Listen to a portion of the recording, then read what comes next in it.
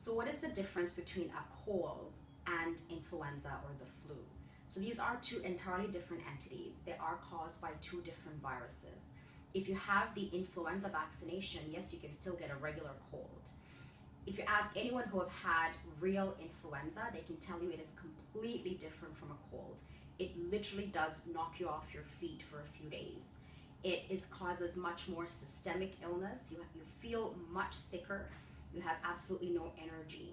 A simple cold, you can usually function. With influenza, people tend to be hospitalized. They tend to have far more complications from influenza than from a simple cold.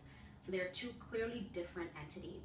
Influenza has a much higher rate of death, a much higher rate of pneumonia and complications than a simple cold does. So clearly the vaccination is something that prevents a far more serious illness than a common cold. Symptoms of a cold, usually you start with a mild sore throat.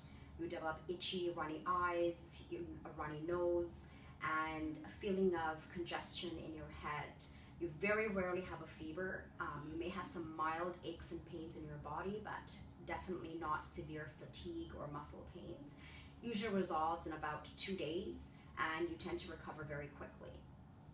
Symptoms of influenza, you actually usually don't start with a sore throat.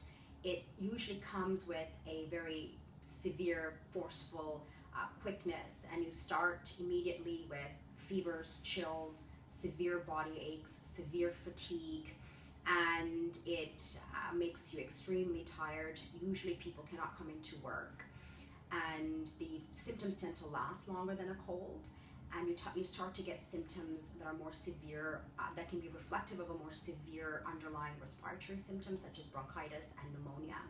And it can actually take you up to a week to 2 weeks to recover from influenza. And with the elderly, more frail patients, they can actually take several weeks to recover from influenza and all of its complications.